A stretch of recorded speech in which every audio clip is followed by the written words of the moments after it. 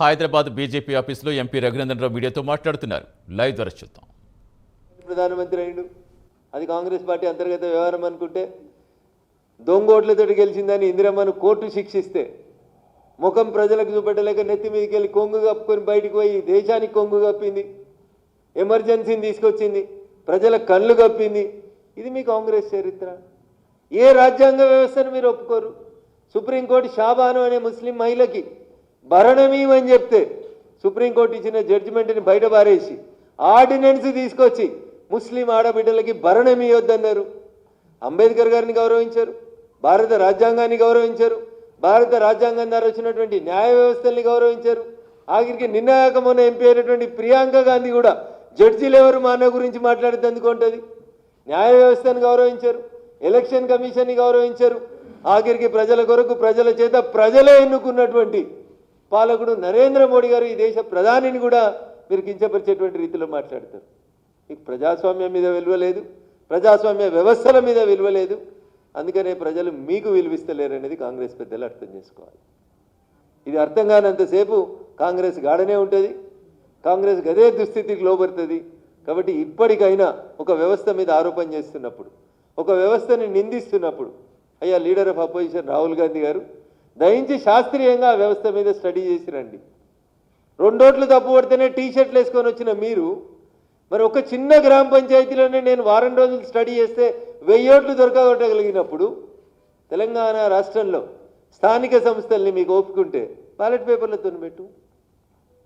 Congress party అధికారంలో ఉంది కదా, రాష్ట్రం సంబంధించిన ఎన్నికలే కదా, వెంటనే పెట్టు, బ్యాలెట్ పేపర్లతో పెట్టు. ఇవన్నీ నాకు నచ్చుతలేవు అంటే చక్కగా రాయబరేలు రాజీనామా చేయి, బ్యాలెట్ పేపర్లతో ఎలక్షన్లకు పోదాం. ప్రజలు ఇచ్చేటువంటి తీర్పును అప్పుడు ఆలోచిద్దాం. కాబట్టి దయించి మీకు విశ్వాసం లేదని ప్రజాస్వామ్యాన్ని మీరు అవమానపరిచేటువంటి రీతి లోపల చేయొద్దు. పారదర్శకత కోసం నరేంద్ర మోడీ గారి ప్రభుత్వం పనిచేస్తుంది. నిష్పక్షపాతంగా ఎన్నికలు జరగాలని కోరుకుంటున్నాం. మరి ఈవీఎంలను ట్యాంపర్ చేసేది ఉంటే కర్ణాటకలో కాంగ్రెస్ని ఎట్లా గెలవనిస్తుంది బీజేపీ? ఎన్నికలు జరిగినప్పుడు ఆ రాష్ట్రంలో బీజేపీ అధికారంలో ఉంది కదా. ఒకవేళ ఈవీఎంలను ట్యాంపర్ చేసే శక్తి ఉంటే కేసీఆర్ కొన్ని సీట్లు ఎందుకు ఓడిపోతాడు? బై ఎలక్షన్స్ లోపల మొన్న అధికారాన్ని ఎట్లా కోల్పోతాడు? కాబట్టి మనం గెలిస్తే ఈవీఎంలు మంచివి, మా పార్టీ ఓడిపోతే ఈవీఎంలు చెడ్డయి. ఇంకా దారుణమన్నా మీకు గుర్తుండాలి, ఇందిరాగాంధీ ఓడిపోయినప్పుడు చెప్తుంది ప్రజల్ని ఫూల్స్ అంటుంది ఆమె. నాకు ఓటేయక కాంగ్రెస్ పార్టీని ఓడగొట్టిరు ఈ దేశ ప్రజలు ఫూల్స్ అని మాట్లాడింది ఇందిరాగాంధీ. ఇగో ఇది ఇలా చరిత్ర. అందుకని దయచేసి కాంగ్రెస్ పార్టీ పెద్దలకి, ఈ దేశ ప్రజలకి మేము సవినయంగా చేసేటువంటి అప్పీల్, నిజం నిద్ర లేచేసరికి అబద్ధం ప్రపంచాన్ని జుట్టొస్తుందని ఒక తత్వవేత్త చెప్పినట్టు మోడీ గారి మీద, మోడీ గారి ప్రభుత్వం మీద ప్రత్యక్షంగా సమస్యల పట్ల పార్లమెంట్లో చర్చించలేక, అవగాహన లేక, అవసరం లేని టాపిక్లను తీసుకొని వచ్చి అనవసరంగా ప్రజాస్వామ్య వ్యవస్థ లోపల చీప్గా దిగజారిపోవద్దని 125 సంవత్సరాల చరిత్ర కలిగినటువంటి కాంగ్రెస్ పెద్దలకి, లీడర్ ఆఫ్ అపోజిషన్కి ఈ సందర్భంగా నేను సవినయంగా పద్ధతి మార్చుకోమని చెప్పదలుచుకున్నాను. థ్యాంక్ యూ అనండి.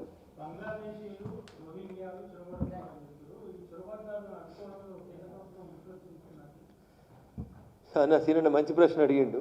బంగ్లాదేశ్కి వెస్ట్ బెంగాల్కి మధ్యన 452 కిలోమీటర్ల బార్డర్ని భారతదేశం బంగ్లాదేశ్తో షేర్ చేసుకుంటుందన్న.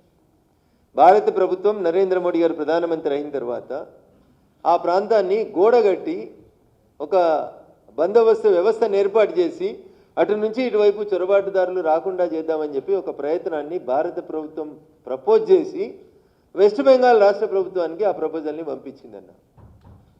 ఇప్పుడు రాష్ట్రంలో పోయి మనం ఒక గోడ, ఒక ట్రెంచ్, ఒక నిర్మాణం చేయాలంటే దానికి అనుమతి ఇవ్వాల్సింది రాష్ట్ర ప్రభుత్వం. తినడం మళ్ళీ చెప్తున్నా, దేశ ప్రజలందరికీ తెలవాలి కాబట్టి చెప్తున్నా.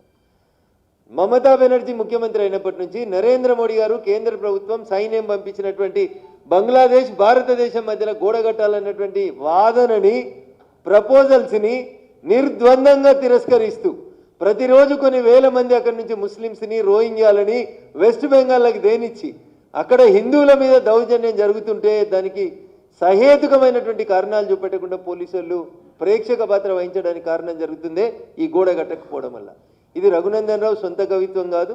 భారతదేశ హోంమంత్రి గౌరవనీయులు